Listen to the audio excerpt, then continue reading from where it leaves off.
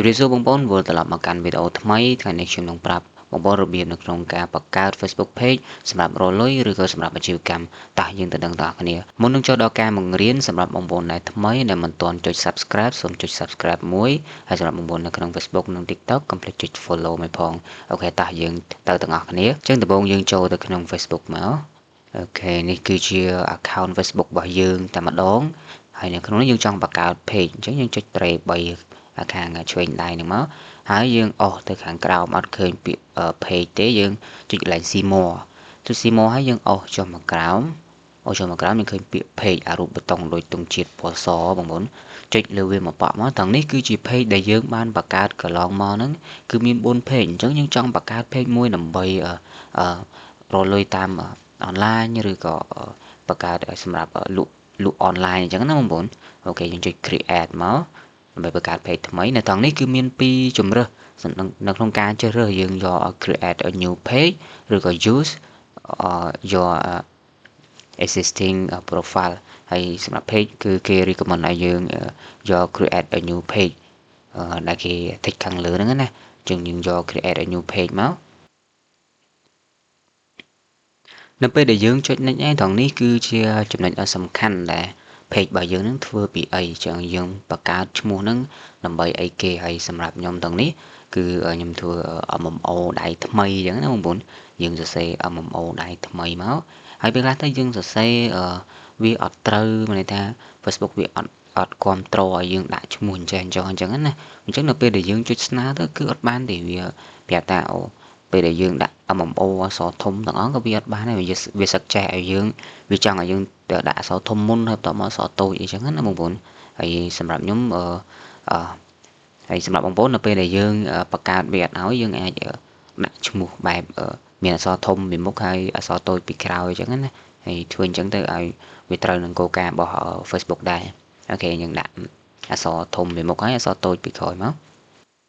អូខេបងប្អូនសរសេរឈ្មោះបែបនេះមកបន្ទាប់ពីយើងដាក់ឈ្មោះអីហើយកន្លែងនេះcategory មានន័យថាប្រភេទ page របស់យើងនឹងសំដៅទៅលើអីប្រភេទMMO ដែលថ្មីអ្នកខ្លះធ្វើ vlog ធ្វើអីអញ្ចឹងណាបងប្អូនប្រភេទជា podcast អីផ្សេងអញ្ចឹងបងប្អូនអាចដាក់បានហើយសម្រាប់ខ្ញុំនៅត្រង់នេះគឺ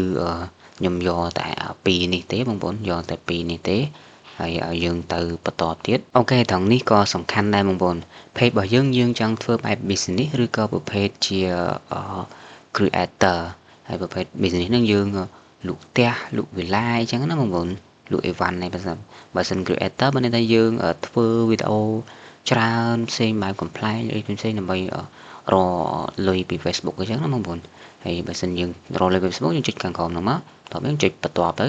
ដល់កន្លែងនេះគឺសំខាន់មួយដែរគឺប្រភេទយើងរៀបចំ page ឲ្យស្អាតប៉ុន្តែពីខ្ញុំទៅខ្ញុំគិតថាយើងគុំចាំបាច់រៀបចំអីយើងគ្រាន់តែបង្កើត page ឲ្យបានសិនទៅព្រោះយើងតែយើងបង្កើតភ្លាមរៀបចំ page ភ្លាមវានឹងមានបញ្ហាផ្សេងៗអញ្ចឹងណាយើងចុច next សិនទៅអូខេដល់នេះគឺជាទម្រង់នៃ page របស់យើងគឺប្រភេទបែបនេះបងប្អូនហើយ MMO ដែលថ្មីអញ្ចឹងទៅហើយយើងក៏អត់ទាន់ដាក់ profile អត់ទាន់ដាក់អីទេព្រោះ page ថ្មីយើងបង្កើតឲ្យតែបាន page សិនមកចុច next អូខេនៅត្រង់នេះក៏គេឲ្យយើង invite friend ដែរតែមិនឲ្យបាន invite ចាប់ពី3 4នាក់ដល់5នាក់អញ្ចឹងណាអានេះយើង skip សិនយើងកុំអាគិតអីយើងគោលដៅរបស់យើងធ្វើម៉េចឲ្យបង្កើត page បានមួយសិនអូខេដល់នេះគេបាន suggest ឲ្យយើងដែរនេះប្រភេទ stay inform about your page មានន័យថាយើងត្រូវដាក់អីនៅ email អីចឹងធ្វើម៉េចឲ្យ page យើងស្អាតអីចឹងអូខេយើងទៅបន្តទៀតនៅត្រង់នេះគឺជាចំណុចចុងក្រោយដែលយើងបង្កើតបានហើយត្រង់នេះគឺជាវាមិនជាអីទេគឺប្រាប់ setting គេនេះយើងទទួលបាន page មួយដែលស្រស់ស្អាតដែលមានប្រភេទ page profile ដែលយើងអាចស្នើរលុយពី Facebook បាននៅពេលដែល content របស់យើងឬក៏ការលេងរបស់យើងគ្រប់គោលការណ៍ហើយសម្រាប់ខ្ញុំផ្ទាល់បងប្អូនដែលបង្កើត page ថ្មីយើងកុំអាលធ្វើអីទាំងអស់ពេលដែលយើងបង្កើតបានអញ្ចឹងហើយយើងទុករយៈពេល1ថ្ងៃឬក៏2 3ថ្ងៃឬក៏មួយអាទិត្យកាន់តែល្អហើយបន្ទាប់មកយើងចូលមករៀបចំដាក់ profile ដាក់ cover រៀបចំ video ដាក់លេខទូរស័ព្ទដាក់ Gmail ផ្សេងៗទៅមិនឲ្យគ្រប់គោលការណ៍ឲ្យវាស្អាតណាពេលអញ្ចឹងទៅយើងអាចលេងទៅវាឆាប់ទទួលបាន reach អ្នកមើលច្រើនហើយយើងក៏អាច